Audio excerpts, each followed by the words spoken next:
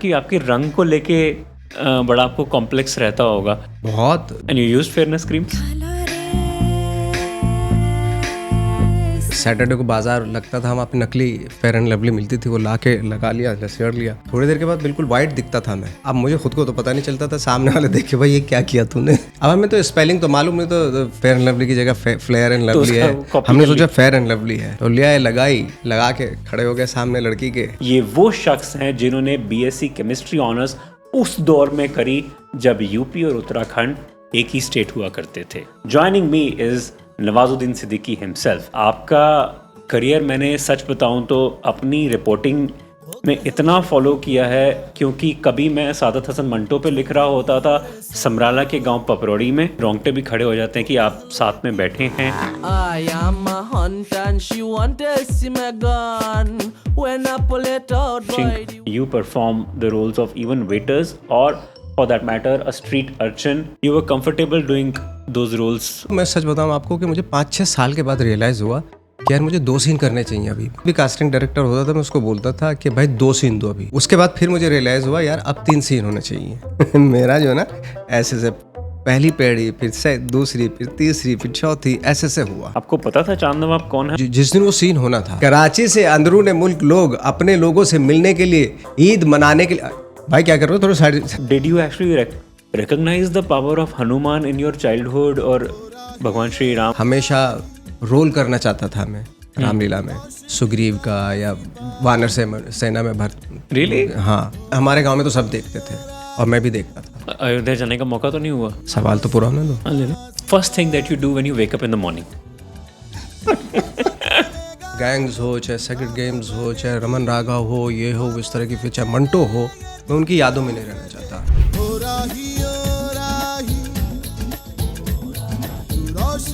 मुबारकबाद आपको इसलिए देना चाहता हूँ क्योंकि इतने सारे किरदार आपने अदा कर दिए, सारी विनिंग परफॉर्मेंसेस, कहीं हमसे चूक हुई हो कैरेक्टर्स को समझने में तो हम अप्लॉज ना कर पाए।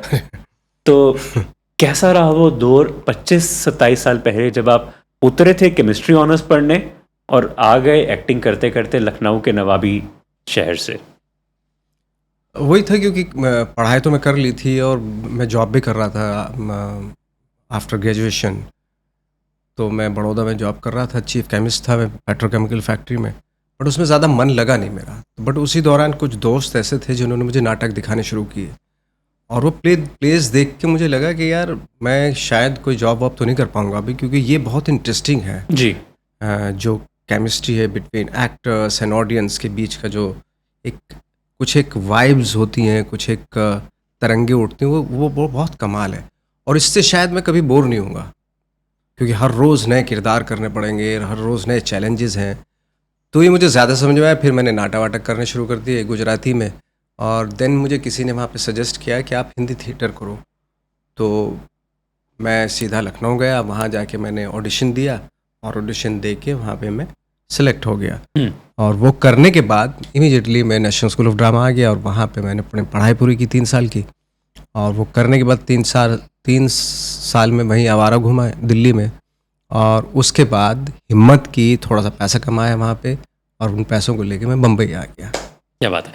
एक बार आपने इंटरव्यू में मजाक में कह भी दिया था कि मैं दिखता गरीब हूँ लेकिन मैं पीछे से हूँ नहीं, मैं हूँ काफ़ी रिच फैमिली से। Is it right? क्या बोलूँ, बट हाँ क्या होता है, नहीं बहुत सारे लोगों का ये इम्प्रेशन है, अपीयरेंस को लेके बड़ा हमारे यहाँ वो होता है ना कि जैसे उनको लगता है कि इस तरह के लुक दिखने वाले जो लोग हैं वो गरीब होते हैं, इस तरह के लुक के लोग अमीर होते होंगे। अब भाई जैसे फिल्मों में भी जब कास्टिंग होती है तो जो अमीर दिखने वाले लोगों को बड़ा नहीम शहीम और गोरा चिट्टा दिखाते हैं, जबकि अगर हमारे यहाँ जो मिलियन, हमारे यहाँ दुनिया के जो सबसे अमीर लोग हैं जो हमारी कंट्री में रहते हैं, आप उनको देखो हमारे जैसे ही लगते हैं, हिंदुस्तानी लगते हैं वो बाकायदा। तो लेकिन फिल्मों का जो मिजाज होता है वो अलग होता है, फिल्मों में कुछ अलग ही इमेजिनेशन चलती है। जी।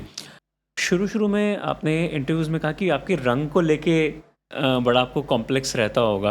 वो सच में था कि आपने इंटरव्यूज़ में जो बातें बोली हैं कि that there was some sort of an inferiority complex की that I am not fair?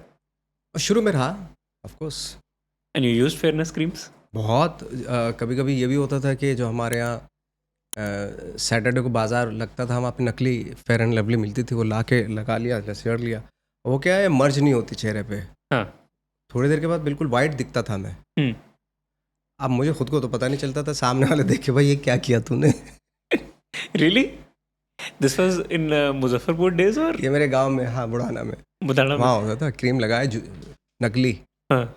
अब हमें तो स्पेलिंग तो मालूम नहीं, तो फ्लेयर एंड लवली कुछ हो गया, फेयर एंड लवली की जगह फ्लेयर एंड तो लवली उसका है। copy हमने कर ली। सोचा फेयर एंड लवली है, हम्म। तो लिया है, लगाई, लगा के खड़े हो गए सामने लड़की के। तो इसीलिए डांट पड़ती है शोरा को कि मेकअप ना करो। नहीं, इसलिए नहीं, स्किन उसका वैसा है अभी। उस दौर की मैं अगर मैं बात करूँ लंच बॉक्स की, तो आपकी यादें क्या खास जुड़ी? क्योंकि आज की डेट में कहा जाता है कि अगर India has found its Al Pacino और India has found its Irfan again, then that has to be you. There were gaps in this industry. हम बड़ा स्ट्रगल करते थे when we used to find Hollywoods films. Al Pacino and Richard Gere, these were the people who were seen as some of the embodiments of tremendous acting prowess in the films. हमें लगता है कि India को L Pacino अगर मिला है तो वो आपकी फॉर्म में मिला है, इंडिया को दोबारा अगर इरफान मिला है तो आपके साथ ही मिला है. You agree with this sort of an analogy? I think मुझे लगता है कि हमें ये वेस्ट का जो वैलिडेशन की ज़रूरत नहीं होनी चाहिए, हमारे अंदर खुद के अंदर इतनी काबिलियत होनी चाहिए कि हम समझें कि ये जो एक्टर है किस कैलिबर का है। इतनी एजुकेशन हम लोगों में होनी चाहिए। हमें वेस्ट से जब हम कंपेयर करते हैं ना, तो वो बड़ा सा अजीब सा होता है। हम सारी चीज़ों को वेस्ट से क्यों वैलिडेशन की ज़रूरत हमें पड़ती है, इसके लिए मैं आज तक फ्रेंकली स्पीकिंग मुझे इतना, हाँ, कुछ अच्छी फिल्में वहाँ पे भी बनती हैं और आपकी तो कुछ गई अच्छी नहीं है फिल्में बर्लिन में। हमारी भी बनती हैं, यहाँ पे भी बनती हैं। बहुत सारी ख़राब फिल्में वहाँ पे भी बनती हैं और बहुत सारी ख़राब पिक्चरें यहाँ पे भी बनती हैं। ये तो फैक्ट है जी. और एक्टर्स भी ऐसे हैं हमारे यहाँ, वाकई इतने अच्छे अच्छे एक्टर्स हैं जिनके नाम आपने लिए, चाहे वो मनोज भाई हों, चाहे वो नसीर साहब हों, चाहे ओमपुरी साहब हों, चाहे इरफान भाई हों। इतने ग्रेट एक्टर्स हैं ये, राइट. और इतने ग्रेट एक्टर, वो 4-5 जो ग्रेट एक्टर्स वो हॉलीवुड में भी हैं, यहाँ पे भी, हमारे यहाँ पे भी, ऐसी बात नहीं है as far as acting is concerned. So if I look at the memories of iconic films like Lunchbox or even Talash, pairing opposite Amir, what are the two poignant memories जो आपको अपने किरदार में भी अच्छी लगती हैं याद करना, बार बार रिविजिटिंग करना, या आपको लगता है कि उसके बाद मैं अब आगे बढ़ चुका हूँ? मैं आगे बढ़ चुका हूँ, मैं बिल्कुल भी, चाहे मेरी कोई ऐसे फिल्म हो, चाहे वो गैंग्स हो, चाहे सेक्रेट गेम्स हो, चाहे रमन रागा हो, ये हो, इस तरह की फिल्म, चाहे मंटो हो, मैं अपनी फिल्मों को वापस से दोबारा याद नहीं करता। मूव ऑन, आपको आगे बढ़ना चाहिए। मैं उनकी यादों में नहीं रहना चाहता, उस ग्लोरी में मैं नहीं रहना चाहता। I am sorry. पर लंचबॉक्स ना किसी की भी पिक्चर की मैं किसी ग्लोरी में रहना ही चाहता, वो मेमोरीज में रहना ही नहीं चाहता फ्रेंकली। Really? मुझे बहुत वो होता है, कुड़न होती है मुझे। what is that beautiful thing about your character in Lunchbox that inspires you as someone कि that I did this? वो कैरेक्टर के अंदर आपको क्या खूबसूरती नज़र आती है आज भी? नहीं, मुझे तो इतनी खूबसूरती कोई नज़र नहीं आती, बट हाँ, मुझे जो जिससे मैं इंस्पायर हुआ था, जिस बंदे से, वो मेरा दोस्त था। उसको मैंने कॉपी किया था एक्चुअली, उसको बहुत ऑब्जर्व किया था लंच बॉक्स के कैरेक्टर करने के लिए। मेरा एक दोस्त है, मैं यहाँ नाम नहीं ले सकता। अच्छा. हाँ, बट उसी को मैंने उतारा था। उसको मेरा रूम पार्टनर भी रहा है वो। उसको मैंने इतना ऑब्जर्व कर लिया था कि कोई भी रोल दे दो किसी भी तरह का, मैं वैसा ही कर दूंगा जैसा वो था। इस तरह का हो गया था मैं उस दौरान। जब वो फिल्म रिलीज़ हुई लंच बॉक्स जी, तो जब उसने देखी वो फिल्म, तो उसने मुझे मैसेज किया, I saw lunch box, thank you. और उसको गुस्सा आ गया था, एक्टर है वो, क्योंकि वो कहीं भी जाता था काम मांगने के लिए, ऑडिशन देने के लिए, तो रिजेक्ट हो जाता. तो लोग बोलते थे यार ये वाला रोल नवाज कर चुका है, कोई दूसरा कैरेक्टर करके दिखाओ। तो वो बोलते थे हम ओरिजिनल में ही ऐसे हैं, उसने हमारी कॉपी किया, और जो सही था मैंने ही कॉपी किया था उसका। तो आज दोबारा मुलाकात होती है कभी? ऑफकोर्स मिलता है, गुड फ्रेंड नाउ? हाँ, इज माय गुड फ्रेंड। सुन रहा है, गुस्सा मत होना भाई। अच्छा, उस दौर से थोड़ा सा आगे बढ़ जाते हैं। तलाश बड़ी खूबसूरत सी फिल्म आ रही होती है, आमिर साहब होते हैं, करीना है, आमिर पुलिस में हैं, आप एक सॉर्ट ऑफ एन इन्फॉर्मर हैं उसमें। तो वो दौर कैसा था जब आमिर के साथ में मुलाकात हुई? क्योंकि ये पहली एक आपकी टुगेदरनेस वाली फिल्म थी, तो वो लगा कैसे आपको उनके साथ में? उनके साथ मैं पहले भी काम कर चुका था, सरफरोश में। अच्छा, एक सीन ही किया था, सीन था एक। उसके बाद फिर मैंने उन्होंने प्रोड्यूस की थी एक फिल्म पीपली लाइव। तो हम लोग एमपी में कहीं छोटे से गांव में कहीं शूट कर रहे तो वो आते थे बाकायदा, हम लोगों के बीच में बैठते थे, बातें बातें होती, गाने वाने भी होते थे, ये काफ़ी टाइम गुजार के जाते थे। तो अब उस दौरान भी मैंने उनको कुछ नहीं बताया कि मैंने आपके साथ सरफरोश की है, बट एक बार जब हम लोग तलाश कर रहे थे तब मैंने उनको बताया कि मैंने आपके साथ एक वो सीन था छोटा सा, सरफरोश किया था। तो याद आ वो- गया उनको? हाँ, उनको याद आ गया। अरे ये वो इस तरह फिर सबको बताया उन्होंने कि हमने साथ में की, सरफरोश की थी। But otherwise you enjoy friendship बहुत with he, him? of course मुलाकातें मजा हुई कभी दोबारा? हाँ हाँ, एक दो बार मुलाकात हुई थी, उसके बाद मैं अगर नवाज साहब बात करूं आईबी ऑफिसर की उस रोल की, क्योंकि मैंने सच बताऊं तो आईपीएस ऑफिसर्स को उनके साथ में खुद मैंने बड़ा काम किया एज अ हाँ। Crime reporter. तो जब वो फिल्म आई आपकी कहानी की, मुझे याद है मैं सिनेमा हॉल में बैठा हुआ और हम उन दिनों इन्वेस्टिगेटिव स्टोरीज कर रहे थे चंडीगढ़ में जब आपकी फिल्म आई, 2012 या 13 की बात होगी 2012, शायद। हाँ। और मैं कुछ इन्वेस्टिगेटिव लिख रहा था तो वही जैसे आईबी ऑफिसर्स होते हैं सिविल क्लोथ्स में रहते हैं, वो दे डोंट वेयर यूनिफॉर्म्स, आपने पहना, तो उससे पहले आपने कोई रोल अदा नहीं किए थे, नहीं, तो क्या आपको होमवर्क बहुत ज़्यादा करना पड़ा ये अपीयरेंस को समझने के लिए कि कब शेड्स डालना है, कब आई कांटेक्ट नहीं करना होता क्रिमिनल्स के साथ में या सस्पेक्ट्स के साथ में, वो जो चीज़ें हैं, you studied how the IB officers ना, वर्क इन दिस कंट्री? बिल्कुल भी नहीं, मैं कोई स्टडी भी नहीं की थी मैंने, फ्रेंकली स्पीकिंग। मुझे शुजा ने बताया कि ऐसा सा रोल है, वो थोड़ा कड़क है, ये वो टाइप। और जैसे ही जब किसी भी एक्टर को आप इस तरह की वो देते हैं, टिप्स देते हैं कि ऐसा सा कैरेक्टर है, तो कहीं ना कहीं उसको रियल लाइफ में जो लोग मिलते हैं उस पर उनका ध्यान चला जाता है कि शायद मैंने अपनी लाइफ में इस तरह के लोग देखे हैं। कॉप पे तो नहीं मेरा दिमाग गया, या इस तरह के ऑफिसर पे तो नहीं, लेकिन मेरे गांव में मेरे कज़न ब्रदर थे वहाँ पे, उनका एटीट्यूड ऐसा था। तो वो एटीट्यूड मैंने देखा, रिकॉल किया, मेमोराइज किया उस एटीट्यूड को, और उसी एटीट्यूड को लेके फिर मैंने वो कैरेक्टर इम्बाइब किया। बट वो ऐसा भी दौर था जब स्पाई फिल्म्स या सीक्रेट सर्विस पे फिल्म्स या रॉ पे फिल्म्स बड़ी कम बना करती थी। बड़े सालों बाद एक ऐसी इन्वेस्टिगेशन आई जहाँ पे सीक्रेट सर्विस इंडिया की इंटेलिजेंस ऑफिसर्स को इन्वॉल्व करने वाली ये फिल्म थी। तो शूटिंग जब हो रही थी कलकत्ता में, क्योंकि ट्रैफिक पुलिस भी साथ में इन्वॉल्व होती है, ट्रैफिक कॉप्स भी इन्वॉल्व हैं, तो वो आपको लगा कि डिफ्रेंशिएट करना ईजी है इन दोनों सर्विसेज के अंदर की एक ट्रैफिक कॉप जब पुलिस में भर्ती हुआ है उसको आपके साथ में लगाया गया है, या एक स्टेट पुलिस का है और एक तरफ आईबी है? These are two different services which work differently in this country and very strategically. बिल्कुल, ऑफ कोर्स। चूँकि आई थिंक फिल्म से पहले वो सारी प्रिपरेशन होती है थोड़ा बहुत, जैसे मुझे ऐसा लगता है कि मैं बहुत ही ओबीडियंट एक्टर हूँ डायरेक्टर के लिए। जिस तरीके से वो बताते हैं मैं गौर से सुनता हूँ उनकी बातें, कोई भी डायरेक्टर हो चाहे फर्स्ट टाइम क्यों ना हो, तो वो सारी चीज़ें बताते थे इस तरह की, और मतलब एक खाका देते थे, स्ट्रक्चर देते थे। उसके बाद तो फिर जब एटीट्यूड आ जाता है ना आपके अंदर, कैरेक्टर का जो स्पाइन होती है, जब वो पकड़ में आ जाती है, तो फिर उसको आप ज़रूरी नहीं कि हर चीज़ नाप तोल के किया जाए, फिर तो एक फ्लो बनता है, उस फ्लो में जाना चाहिए फिर। करेक्ट। तो उसी तरीके से हुआ फिर वो। कहानी फिल्म से वैसे ज़्यादा आपकी यादें कौन सी जुड़ी हुई हैं? विद्या बालन को चेक करना कि वो किस चीज़ में इन्वॉल्व हैं, या रॉ ऑफिसर्स को के साथ में प्रोटेक्ट करना उनको, अपने बॉसेस को, वो चीज़ें समझनी उस दौर में?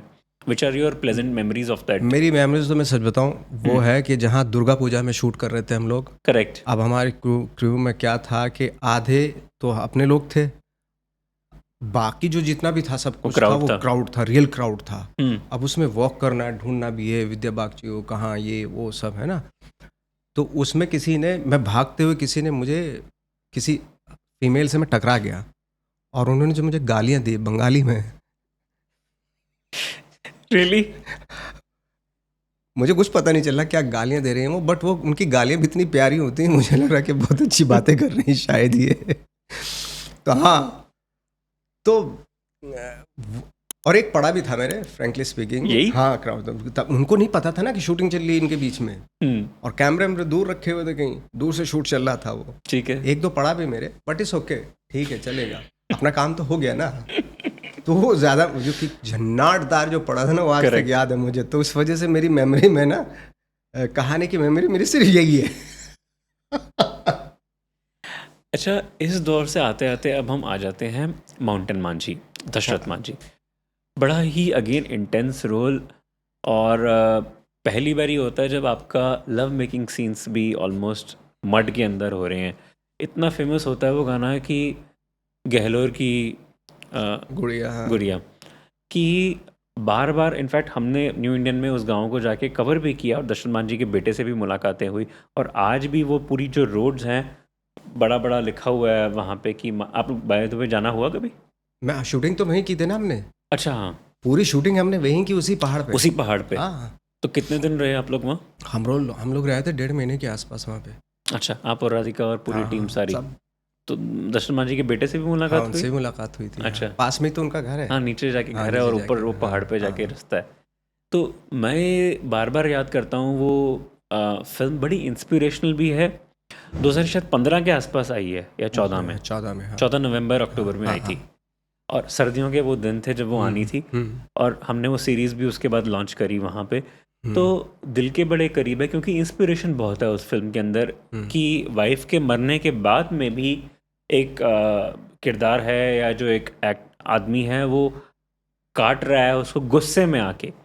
So if I look at that film, are there any haunting memories of that man who Dashrath was? Because आपसे पहले उनकी मौत हो चुकी थी 2007 में, और सरकारें बदलती गई, नीतीश की और लालू यादव की, सड़कें भी बनी, काम भी हुआ, तो कुछ हॉन्टिंग लगा कि कैसा रहा होगा ये आदमी, या आपको खुद भी बड़ा इंस्पिरेशनल लगा?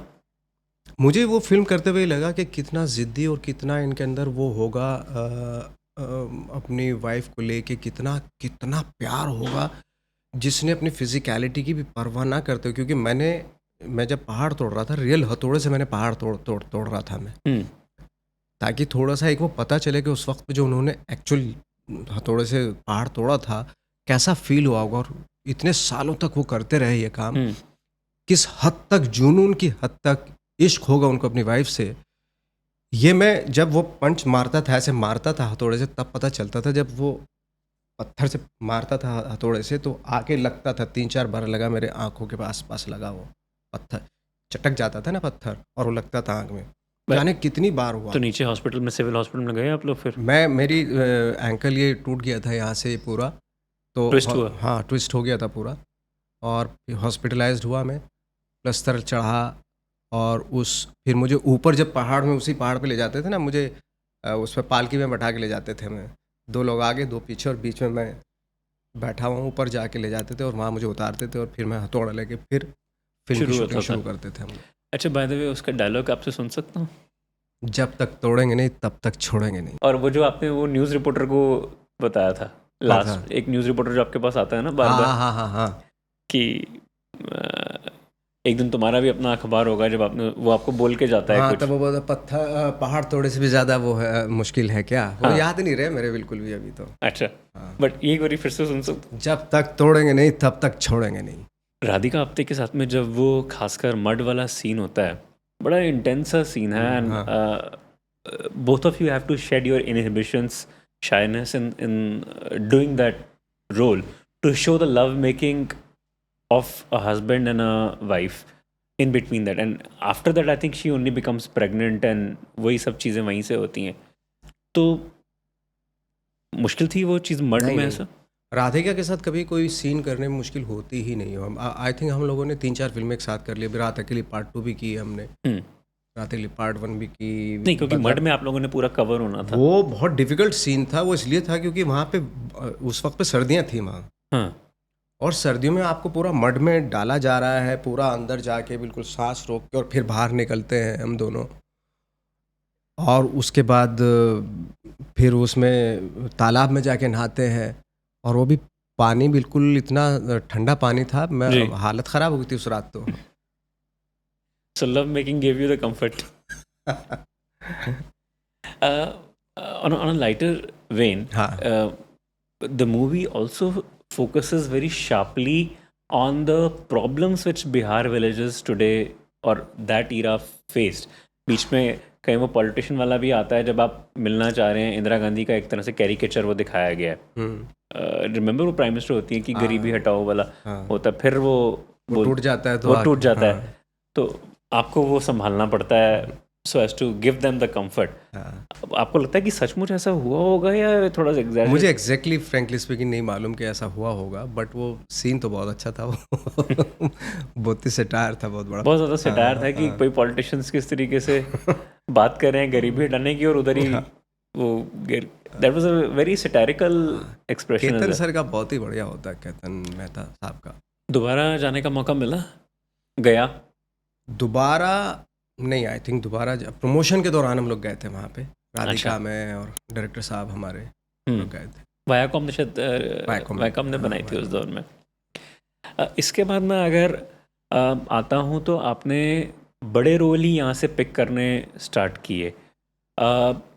मुझे लगता है कि माउंटेन मांझी ने बाहर भी बड़ा वाइड अक्लेम ले लिया था और बाहर के लोग आपको रिकग्नाइज ज़्यादा करने लग गए थे 2015 के बाद, अगर पिछले 10-11 साल की बात करूँ तो। So you had started frequenting other countries after this film? I think मुझे लगता है कि जब रिलीज़ हुई थी तब अच्छी खासी, मतलब ठीक ठाक ओके मतलब वो लोगों ने देखी थी, लेकिन हमारी फिल्म जो है ना वो लीक हो गई थी, वो फिल्म हमारी ऑनलाइन। हाँ, तो हम लोग जब प्रमोशन करने जा रहे थे तो मिलते तो सब लोगों ने देखी हुई थी वो फिल्म, तो बड़ा दुख हुआ था उस दौरान में। बट अच्छी बात ये हुई कि उसके बाद बहुत सारे, जब वो OTT प्लेटफॉर्म पे आई तो बहुत सारे लोगों ने उस फिल्म को देखा। आई थिंक मुझे लगता है, जहाँ तक मेरा ख्याल है, कि मेरी सबसे ज़्यादा अभी तक की देखी गई फिल्म माझी है। रियली? मुझे ये जब बाहर निकलते हैं हम लोग तब पता चलता है, बट वो डेफिनेटली लोगों ने OTT पे देखी है या टीवी पे देखी है, बुढ़ाना में भी लोगों ने उसको ज़्यादा रिलेट किया होगा क्योंकि वो थोड़ा गांव जैसा लुक है उसमें। कितनी भी बड़ी आप फिल्म ले लीजिए, मेरी कोई भी सबसे ज़्यादा देखी गई मेरी माझी फिल्म है। इसके लेकिन करीब 1-1.5 साल बाद ही आपकी एक बड़ी अच्छी फिल्म आई, मुझे लगता है कि 2 साल बाद ही आ गई थी, बजरंगी, 2018। हाँ 2 साल के बाद। करेक्ट। हाँ और 2-3 साल के बाद। हाँ, आपने ये जो किरदार निभाया चांद नवाब का, मैं इस बात से बड़ा हैरान रह जाता हूँ कि सलमान और करीना बड़ा बिग बैनर फिल्म है, बिग बजट फिल्म है, दोनों ही बड़े, एक डीवा हैं तो एक सुपरस्टार हैं। 1.5 घंटे तक करीब फिल्म निकल गई होती है, आपका अपीयरेंस नहीं होता। उसके बाद एक 30 पे जब आप आते हैं तो फिल्म एक नया रुख लेती है और चांद नवाब का जो किरदार है वो इतना स्पार्क ऐड कर देता है कि आपका किरदार सलमान से भी ज़्यादा इम्पोर्टेंट हो जाता है, जो हमारे जहन में बस गया। क्योंकि हम पत्रकार जितने भी लोग हैं, चांद नवाब को बार बार वही रेलवे स्टेशन पे देखते रहे लाइव रिपोर्टिंग करते हुए, सो मच कि आपने इतना रिलेटेबल एक सीन वहाँ पे दिया जब आपको डांट भी पड़ जाती है न्यूज़ रूम से कि नहीं, हम ये स्टोरी नहीं लेंगे क्योंकि हमारा काम है खबर को बेचना, और अगर वो जासूस है तो वो खबर बिकेगी, हमें उनका भरत मिलाप नहीं कराना। Correct? Which is actually true of many news rooms. तो अगर मैं वो चांद नवाब के किरदार की बात करूं तो सचमुच क्या आपको पता था चांद नवाब कौन है उस फिल्म से पहले, या आपको एक्वेंट कराया गया जब आप कुछ बता रहे थे शायद कि पहले आप लोग गए?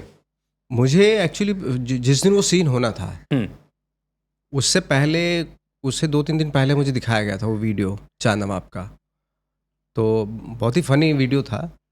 बट अब डायलॉग बहुत सारे थे कि कराची से अंदरून मुल्क के लोग, अरे भाई क्या कर रहे थे, साइड में हो जाए ना थोड़ा।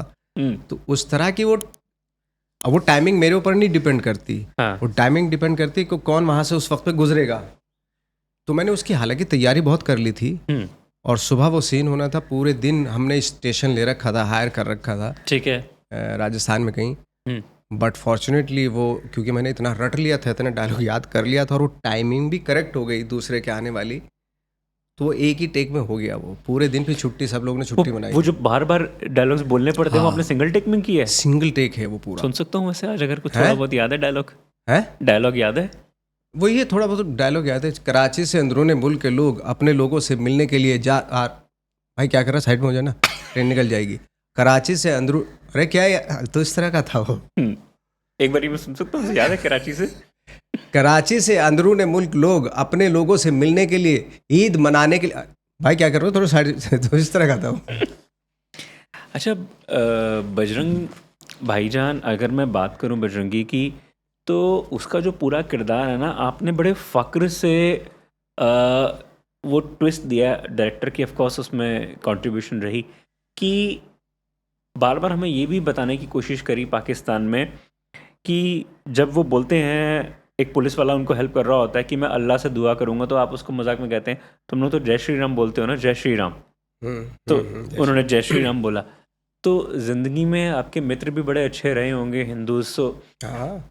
When you are growing up, so did you actually recognize the power of Hanuman in your childhood, और भगवान श्री राम और इन सब की बातें आपको गाथाएं सुनाई जाती सर थी? हमारी शुरुआत ही रामलीला से होती थी, और मैं बताऊं आपको, जब मैं रामलीला देखने जाता था रात के 2 बजे आता था अपने घर में, अपने गांव में, तो मेरे फादर कभी ये नहीं पूछते थे कि कहाँ था और क्यों देखने गया। उनको मालूम है कि रामलीला में बहुत आदर्शवादी बातें बताई जाती हैं और बच्चों को ये देखनी चाहिए।